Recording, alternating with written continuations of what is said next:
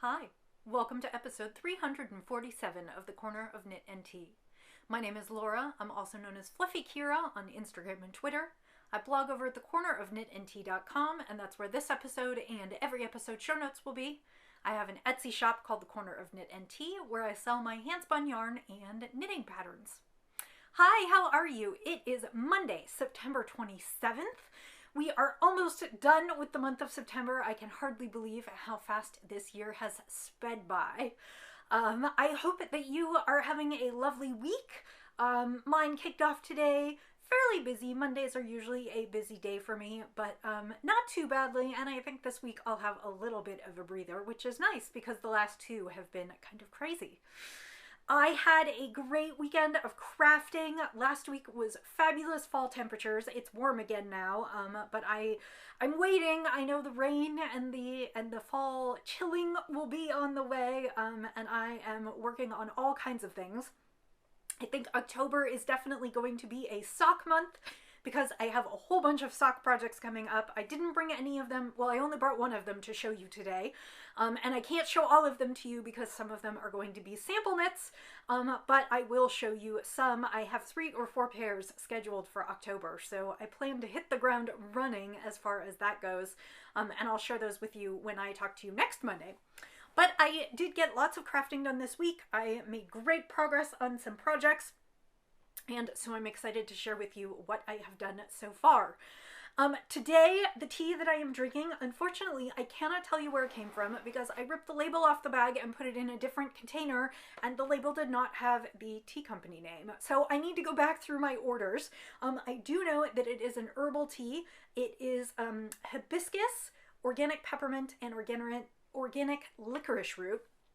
And it is absolutely delicious. I bought it as one of the herbal teas that I could drink at bedtime, and I made a cup last night and then made another cup today, and it is delicious. It's a little bit sweet and a little bit spicy and a little bit minty, and it's kind of perfect blend of all of those three.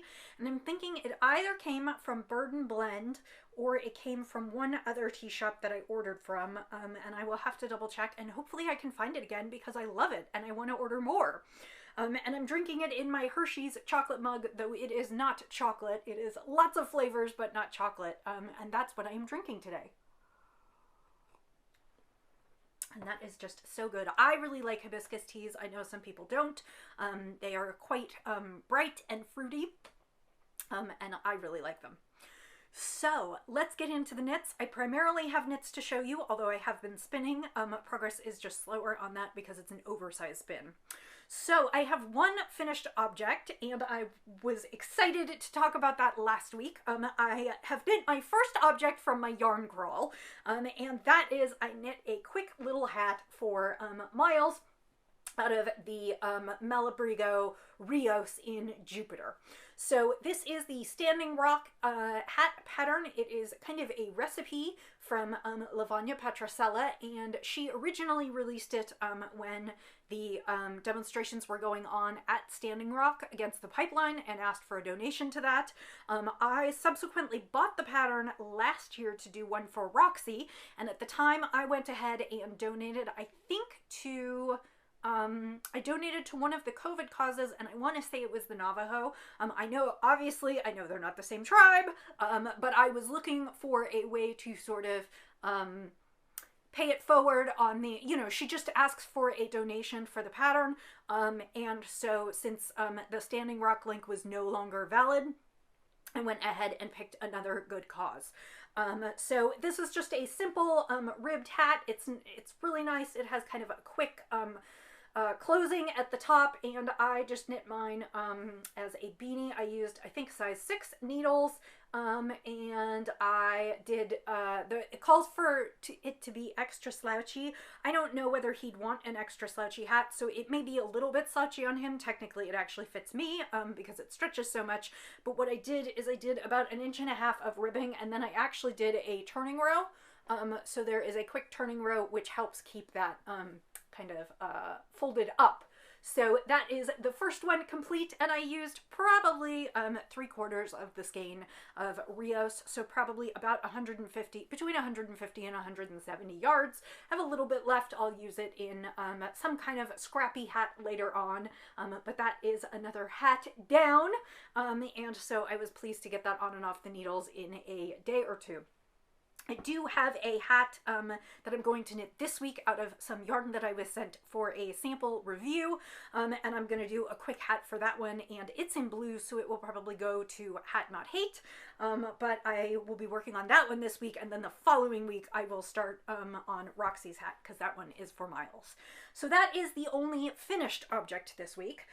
Moving on, I have a half-finished object, and that is I finished Roxy's first sock. As you may remember, I knit Miles a pair of stripy socks to go with his sweater. I did post a photo on Instagram about that, and it was also the cover image for last week's video. I am working on socks to match Roxy's sweater.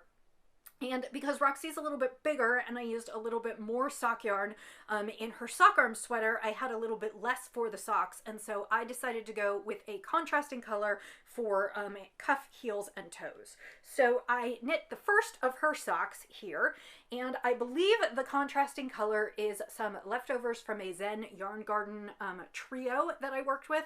It's a little bit of this kind of hot magenta pink, and it was not the same color that I used for the collar and hem on Roxy's sweater, but I ran out of that. So I was just trying to find something that I thought would make an okay color, and so I picked this color. It's, like I said, it's just kind of a cherry magenta. And then I used Unicorn Taco, which was the colorway that I used for Roxy's sweater. And if you remember, the body of Roxy's sweater is the speckle, and then these are the sleeves. And this is one single self-striping yarn. I did a cuff down with a 2x2 rib, and then I did a slip stitch heel, and then I just knit the plain length of the toe, or the plain length of the foot, and then did the colored toe. And I went ahead and did maybe 3 or 4 rounds plain in the toe, because I find that oftentimes but when the kids are little, the toes are so small that they're only, you know, just a little bit at the end. And so I went ahead and added a little bit more color there. So I have my, I have a little bit more of my contrast color, and then I also have a little bit more of my Unicorn Taco. And, you know, I probably could have gotten away with just doing Unicorn Taco socks and not adding the contrast color, because I don't know that I used half of what I had left. But my concern was that because I do them top down and not toe up, that I would run out on the second one and then they wouldn't match. So my plan is to make the second one matching, and that is a project for this week. So hopefully next week I will have a finished sock for Roxy, and then her sweater and sock set will be done, and I can just finish blocking everything and then send them off for their birthdays, which are at the end of the month. So I'm very excited about that. I still have more socks I will be doing for the kids. That's some of the socks for this month, as soon as I get a couple other things started. So my 2 other projects on the needles. I did make some good progress on the Stay Soft shawl, which I am knitting by Vera Velmaki, and I am knitting it in less traveled yarn in a 3 colors that I picked up from my local yarn store, and it is a BFL Cashmere Silk blend. It's a 70-20-10, 70 BFL, 20% silk, 10% cashmere, and I am using 3 colors. And the colors are saguaro, which is, of course, a cactus color. It is kind of a green, and I have used all of that color that I'm going to use. Then I am using a dark gray, which is called Vinta, and I am getting close to done on that ball. So those are the first 2 colors, and those go into a asymmetrical triangular shawl, which starts with the green and then moves into a striping section alternating the charcoal and green, and then down into the charcoal section. And I had hoped to finish the charcoal section this time, and I did not quite make it. And I think part of that is, of course, the upper sections knit up faster because you are constantly increasing. So of course I have more stitches down in this bottom section than I did towards the top. So 1 week was not quite sufficient. I believe I need something like close to 50 rows, and I'm at around 40 right now, so I need, you know, another 10-12 rows. And basically the pattern said you should almost use up this color, and so I don't know if I will go until I've completely used up the color. As a reminder, the shawl itself calls for about 900 yards of yarn. It says that you use up almost all of color 2, and then colors 1 and 3 you use up a chunk of them. It was also done in yarns that were a little bit less yardage than what I am doing. It was done in, I think, Madeline Tosh Merino Light, which was, no. It was done in yarns that were approximately 400 yards, and my skeins are approximately 438 yards. So I was going to have leftovers regardless, and what I haven't decided is whether I will use this up. The reason being that there is also an applied border in the third color, and I'm a little afraid that if I use all of this, I might run out of the other, because I don't know precisely how the math on that was calculated. The third color that I'm going to use is called Transmutation, and it is this gorgeous one that I refer to kind of as an oxidized color. It is green with some brown and yellow, and then a little bit of kind of a turquoisey blue, and that will be added to this side out here in another kind of triangle. So it will form a border along this bottom edge here. And I am excited to get to that part, although I am enjoying this project. It is just plain garter stitch, a fairly simple pattern repeat, easy to memorize. It's already more than my wingspan, and that's before blocking, although I don't know how much I will block this one, not because I don't enjoy blocking and it doesn't even out my stitches, but I do like the squishiness of garter stitch, and I feel like sometimes if you block it and then stretch it, you lose some of that scrumptious squish. So I will be working on this again this week. I will definitely finish the charcoal portion and then hopefully start a little bit of the other portion. So that is my third project, second work in progress, and I'm making good progress on this. If it takes me another few weeks to knit, that's fine, because I have other things that I am contracted to do. So the final project that I'm working on, and I have made a ton of progress on this one this week, is the Excuse Me sweater, which is a brioche pattern by Stephen West. I am knitting it as a sample for Zen Yarn Garden, and I am using their new mega cakes, which are enormous. Each mega cake is 5 skeins, and so it's 500 grams and 875 yards of a worsted weight. This is in their Nightshade base, which, as you can see, is a marled base. It has one strand of black in the yarn, and the other strands take the color, and then this is done in a colorway called Gia Spatter. And so it's got red and orange and purple and blue, and it's just really, really pretty. And then I am contrasting it, because brioche is often 2-color knitting and has 2 sides to the fabric. I'm contrasting it with Midnight, which is black. Technically it is the same base, but of course it's dyed black, so you can't see the difference in these shades. So these are the 2 colors that I am using. Last week I told you a little bit how I swatched using the neck and screwed things up and ended up with the wrong number of stitches, so I ripped out and started again. And when I showed you last week, I had I think a portion of the collar knit up, but not a ton of it. And this week I have finished the collar, and I have actually done all of my increases for the sweater. It's all on one needle, so it's a little hard to show you, but I have done all of the increases for the yoke, and I am just about at the dividing point. So this is where I am right now. It doesn't look much like a sweater. I had actually hoped to get the sleeves pulled off last night so that it would look more like a sweater, but you'll just have to trust me that I am just a couple rows away from dividing for the sleeves. That is this night's project.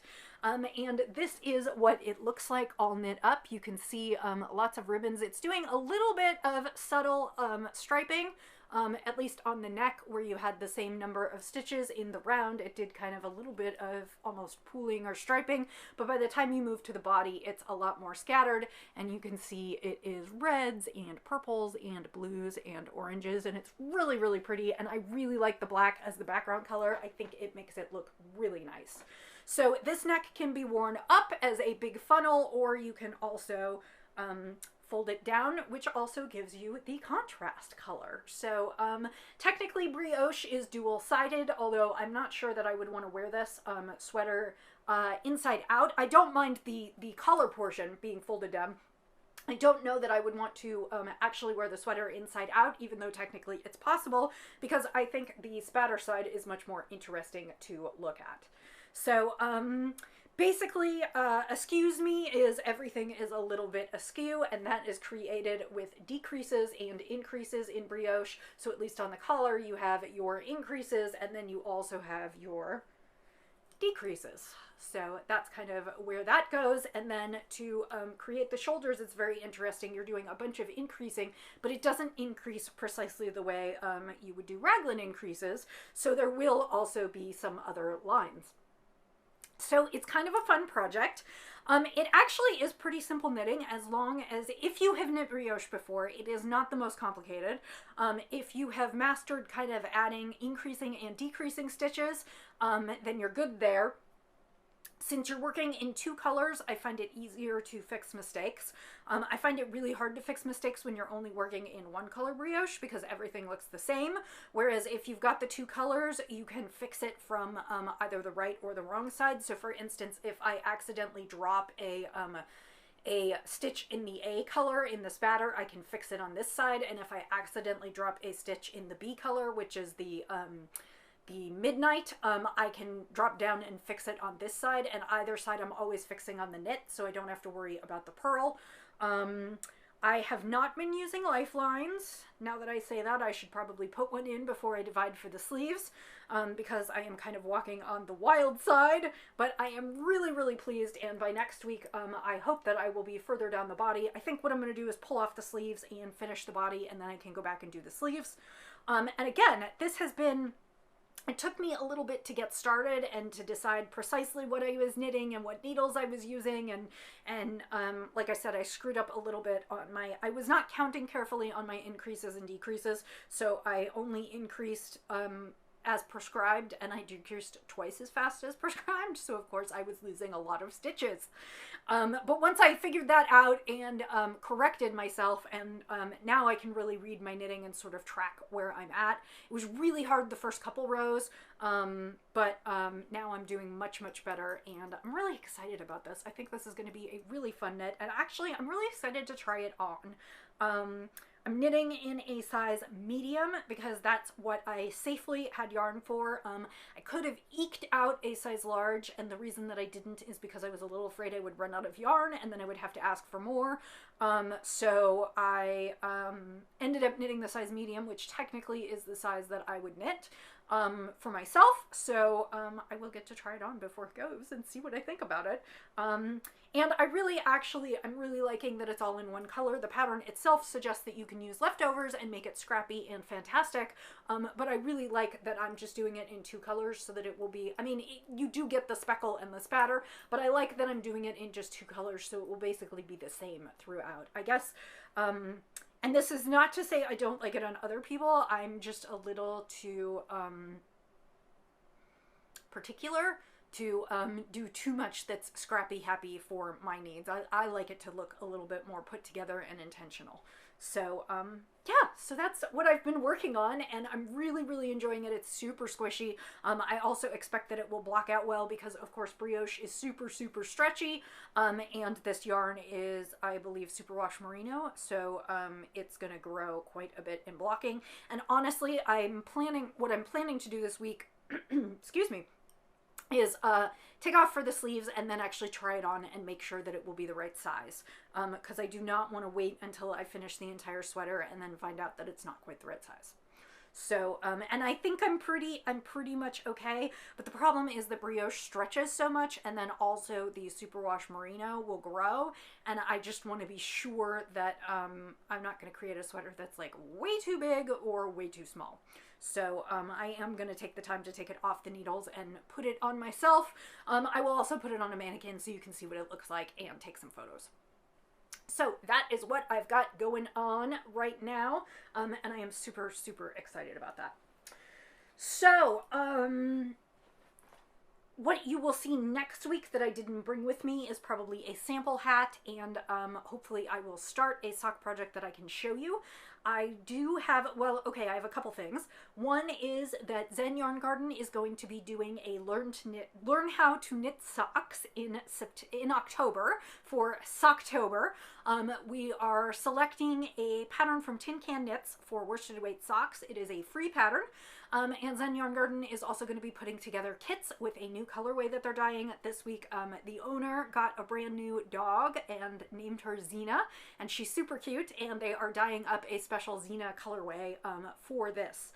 The tutorial on learning how to knit socks is actually free. It is part of their Tutorial Tuesdays, and the reason that I am talking about this is because I am one of the instructors on Tutorial Tuesdays, so I will be sitting in on at least 2 of the sessions, and I will be knitting socks. So I know most of you out there have probably knit a pair of socks, but if you have not and you're interested in it, Tutorial Tuesdays are free, but you have to sign up for them so that you can get the Zoom link. That is because we do not want anyone to Zoom bomb the sessions. So you can go to Zen Yarn Garden's website or their Facebook page. I know it's available on their Facebook page. Like I said, we're going to use a free pattern from Tin Can Knits. Those are available for free for download on Ravelry or on the Tin Can Knits site. And then if you choose to, if you'd like to knit along in the color that we're using, Zen Yarn Garden is going to have those available for order in the next couple days. And if you would like to just use worsted yarn from your stash at home, that's fine. The reason we picked worsted weight socks is because we figure if you are new to sock knitting, a worsted weight pattern is easier to manage than starting with tiny needles and tiny sock yarn.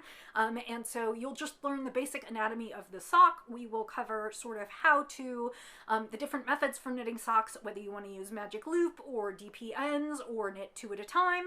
We will cover cast on methods and the cuff and leg. Then we'll also be covering a heel flap and a heel turn and the heel gusset, and then getting you on through down to your toe decreases, and your Kitchener to finish off your sock.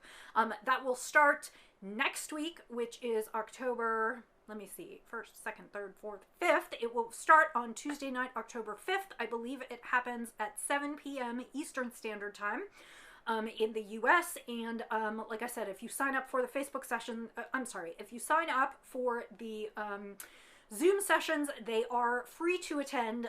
Everything else you can either download or provide on your own, or again, purchase if you would like. So I will be knitting those socks.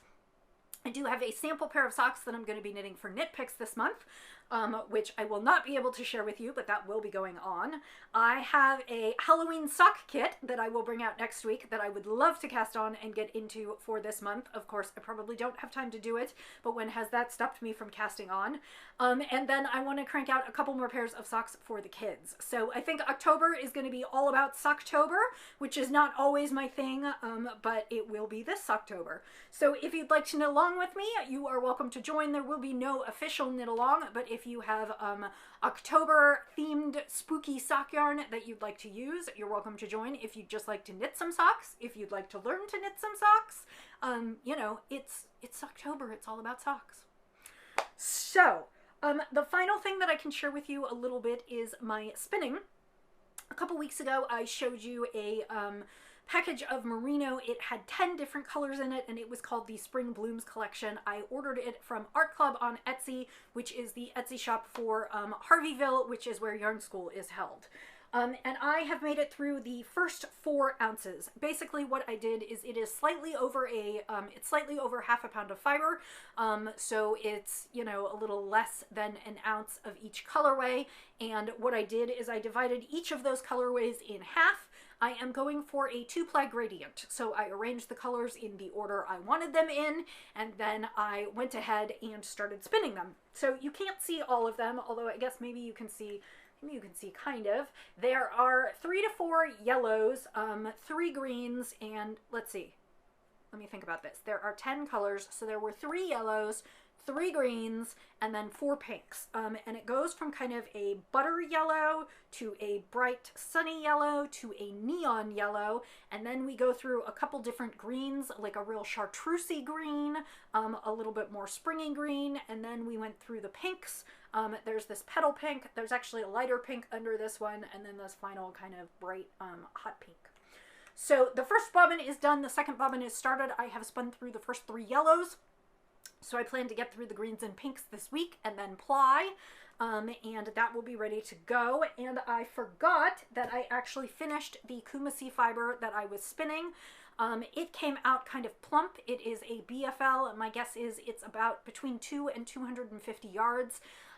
It is not super rough, but not super soft. I think it would make a great hat if you can handle it on your forehead, or it might make beautiful mittens. And I am going to take photos of it and put it up in the Etsy shop this afternoon. So by the time you watch this, it will be available. And I think that's about it. So happy fall. We had the autumnal equinox last week, so it is now officially fall. Bring on all the fall things, the cool weather, the spiced teas, the warm handmade socks and sweaters, and let's just enjoy it. So I hope you have a lovely week ahead, and until I see you again, I will say, as I always do, happy knitting, happy spinning, happy sipping, and I'll see you next time. Bye!